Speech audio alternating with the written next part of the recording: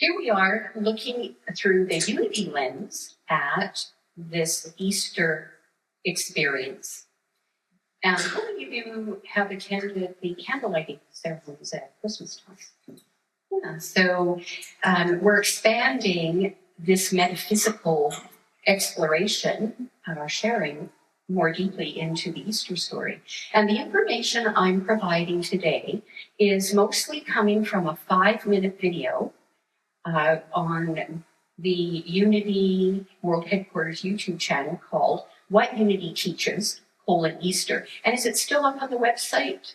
Yes. Okay, so you could go to our website and you'll see it there on the homepage. And there are 2 main teachings offered in this video. First, we are eternal souls on a spiritual journey. Death only affects the physical body. Our souls, our spirit, continue in some other form after we have passed through this human experience.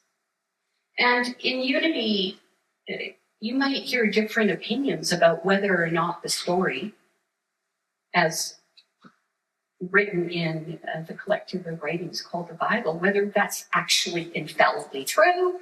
Is it a story to empower humanity?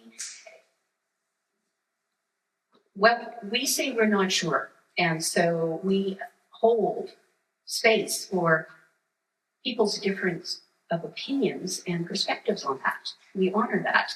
But something must have happened that was highly significant, that the people of the time believed that this life form that they've known as a physical man, that he came back in an altered form. And here we are still talking about it in one way or another, thousands of years later. And today, many of us believe that we have eternal life, that our loved ones have passed into another dimension, and that many believe we can actually communicate with those that we say have passed or died. And given Jesus' power of divine energy and how he was so connected to that, it's really no surprise that he could continue his presence after a physical death. And the second and equally important way to interpret Easter's story is that it represents our own life, that each phase of this experience that's been recorded represents our own lives. And we often go through what we could call a crucifixion, when feeling like we're in a dark tomb, and then where we come out of that darkness and come into the light to be renewed, to arise, to greet a new day, and to create the next phase of our life. Our crucifixions are events or phases in which life, as we knew it, has somehow ended. It could be a death, a loss of someone from our physical experience while they're still alive on the planet, grief and pain, serious illness, a life-altering accident, or any dark nights of the soul. Often we then enter into a void. The situation has shocked us. We go into a void, unable to meet life the way we were able to meet it before that situation arose.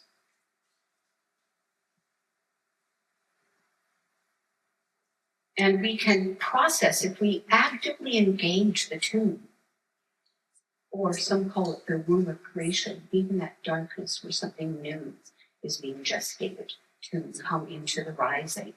When we actively engage it, this is where we can actively process, we can actively grieve, and where we live in the question, not knowing what's going to come next.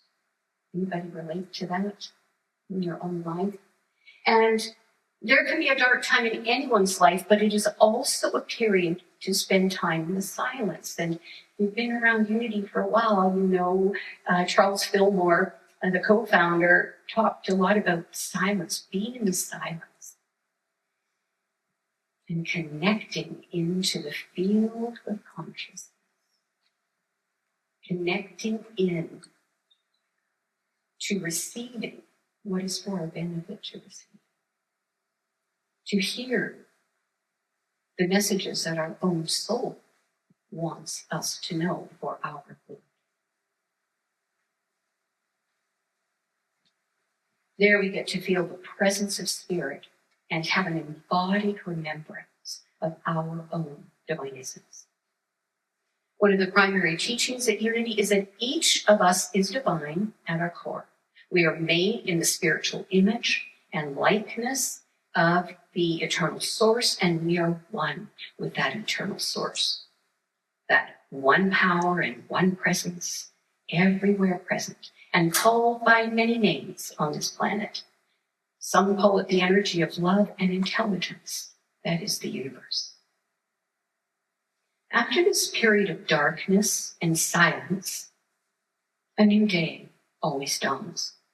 In Jesus' story, the stone was rolled away and the morning light shone into the cave. Life was not over, after all.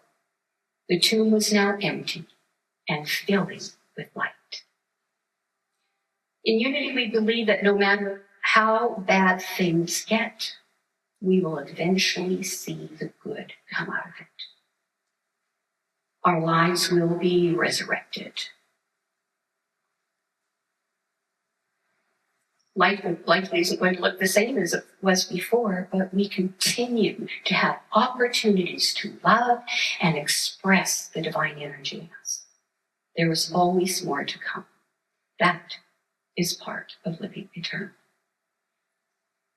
My mother's journey to her physical death after a 3-year cancer journey didn't have what we would call a happy ending. And yet she got to go on to the next phase. There was a new day. I totally believe my mother exists. I get messages from her regularly. And so what can seem incredibly dark ending for the human, the resurrection may not happen until after we've left the physical body. Those are two ways we interpret the Easter story at Unity. Now, Unity also observes Lent, and some of you have these. Do we still have some of these? So this Release and Reimagine, if you haven't done this yet, I encourage you to take the booklet, and you can use this at any time. It's a message for each day of Lent, suggesting what might be released and how we can affirm something better. This year, the booklet is titled Release and Reimagine, with messages that pair a release of what has been impeding us with the reimagining of the infinite possibilities that await us. This process guides us gently from what we no longer need to what we most desire. As I see it, we can engage in this transformational process at any time. Or going forward, you might just say, show me what is the best for me to know today. I often do this with these Unity booklets. Now, there are paper copies there, and you can download a digital copy at the unity.org website. In Unity, regardless of whether you believe Jesus was a real person or that the stories about him are infallibly true, Easter can be a celebration of you and your life. It's about resilience and renewal, no matter what has happened in your life. It is about faith in your own spiritual nature. It's a time to remember you are a divine being on a never-ending journey of evolutionary expression. And these words are on the very last page of this booklet. The last 2 paragraphs really called to me. Let the meaning of the morning settle into your own experience. Where in your life has something precious fallen away, leaving you to wonder what could possibly rise from the emptiness?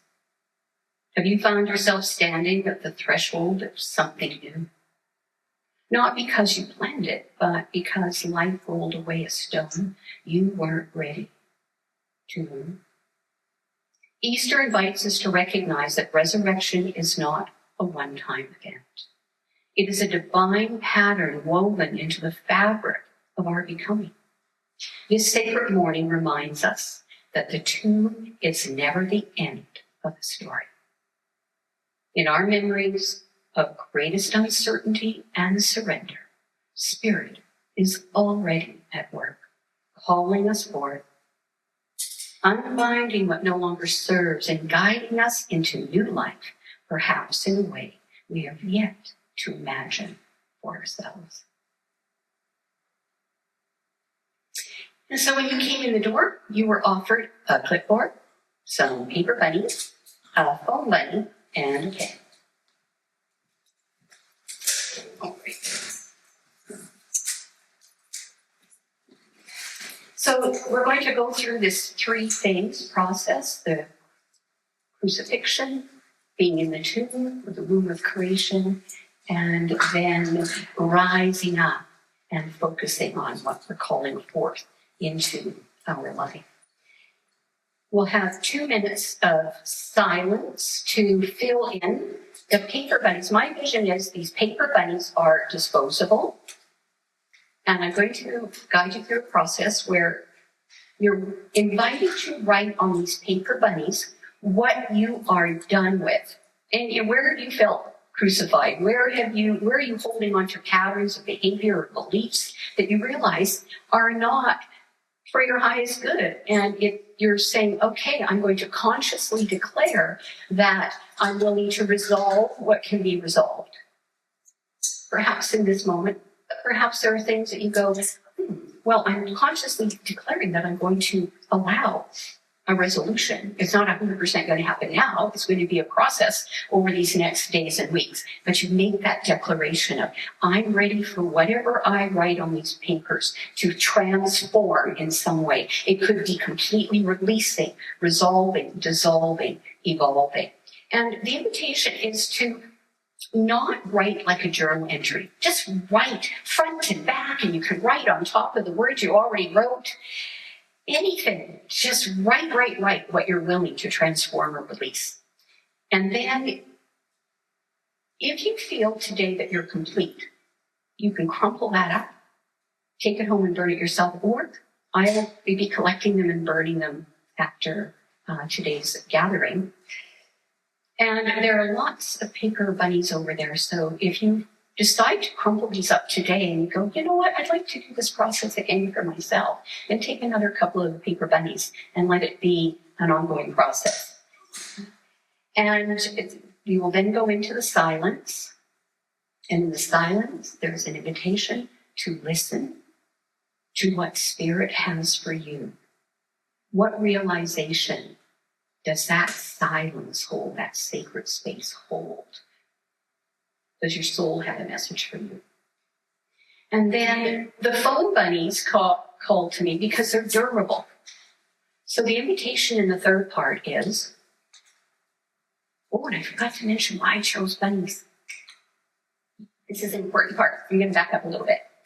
Reverend Vicki Vanderhorst is our mentor minister. She's out on Vancouver Island, and I asked her for some ideas that she had for Easter ceremonies. And she said one of the acronyms that she loves using is LEAP, hence the bunnies. Leap into your new resurrected life. L equals listen. Listen to Spirit in the sacred silence, to messages from your God self. E for evolve. Recognize we are always growing, so let's do it mindfully. A, appreciate. Appreciate others. Appreciate yourself. Appreciate the circumstances of your life. Appreciate what you see happening out in the world. And appreciate there can be reasons beyond our current knowing and understanding. And that they can teach us and push us to make more loving, wise choices. And P is for participate. Let us love not in word or speech, but in truth and action. And that's 1 John chapter 3, verse 18. And that supports the fifth unity principle of I act. It is not enough to understand spiritual teachings. To have them make a difference in our life, we must apply our learning in all areas of life, incorporating them into our thoughts, words, and actions. So hence the bunnies who are leaping this Easter. All right.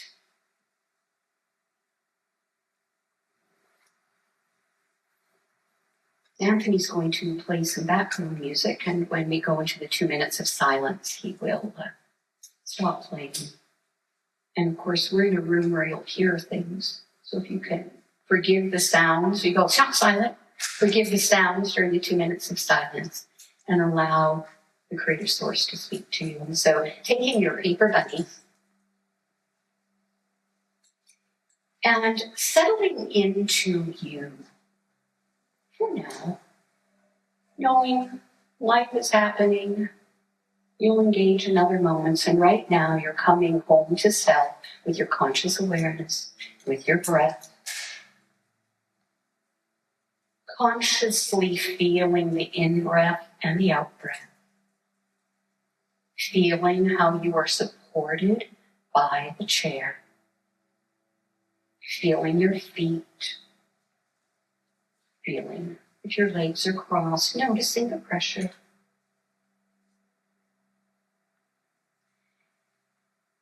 And you acknowledge, yes, there have been and are times in my life where heaviness, this metaphor of crucifixion, has happened in my life. I've had worries and concerns.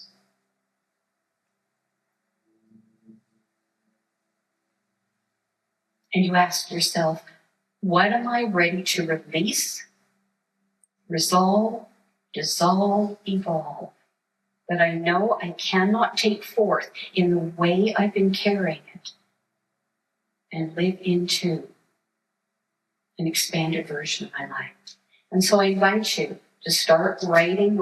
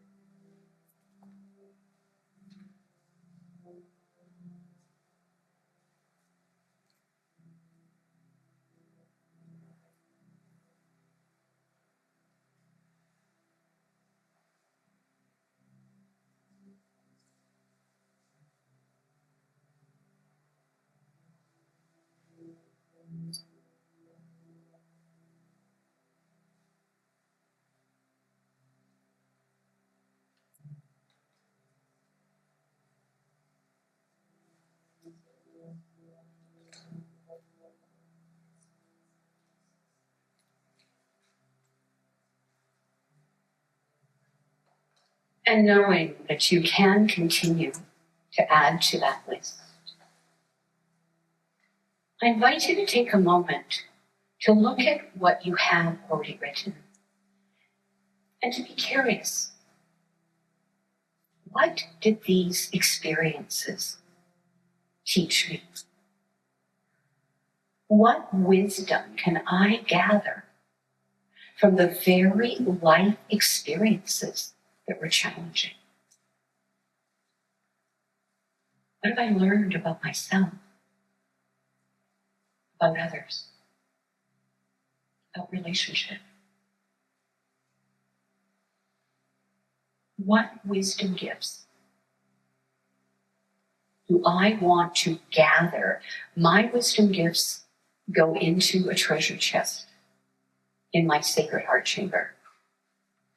There's an altar of love there. And I have a treasure chest, and that's where I keep the wisdom gifts.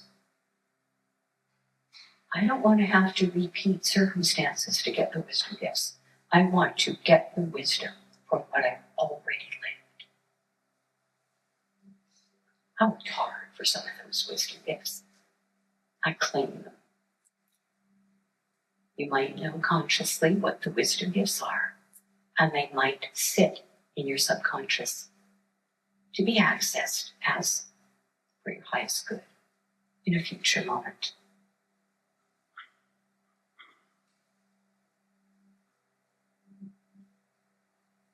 And now, having gathered the wisdom gifts, I invite you to come into this tune, this time of being in the silence, in the darkness, in the womb of creation. So you can keep it as a tune if that suits you, or allow it to morph into the womb of creation from which new life emerges. And so, when we sit in the silence, we listen, listen, listen, listen. And now, we begin.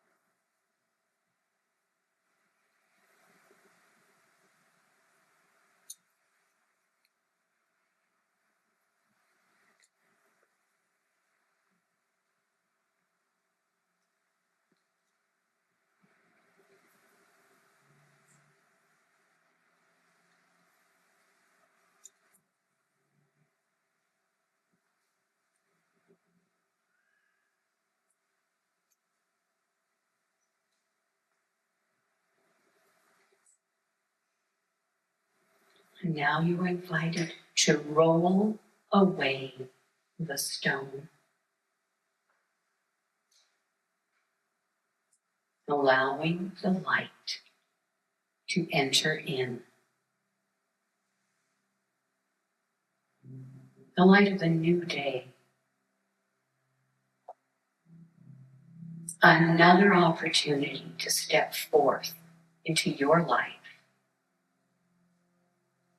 as a divine expression of the eternal source, claiming your divine essence, claiming your creative abilities as a creator, as an expression of the creative source. And taking your foam bunny head, I invite you to start writing what you are creating for your life. Imagining or reimagining for your life. To hold in your conscious awareness as your desires for the fulfillment of your life.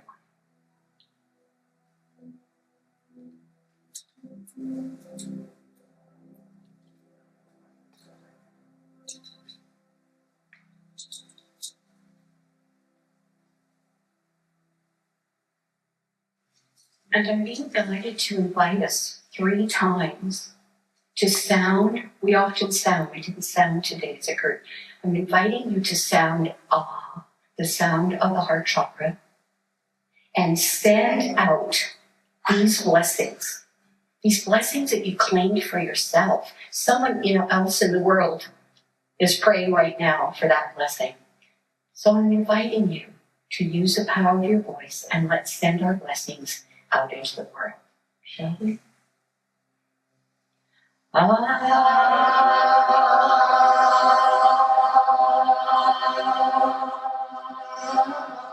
See them going out on waves of light.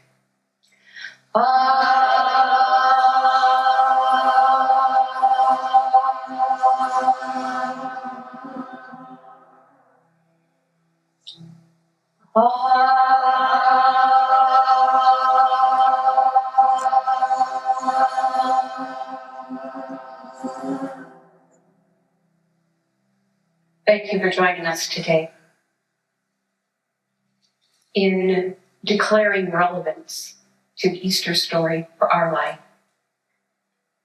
for our cycles of crucifixion, being in the tomb, and rising to a new day, being resurrected, recognizing we are constantly evolving.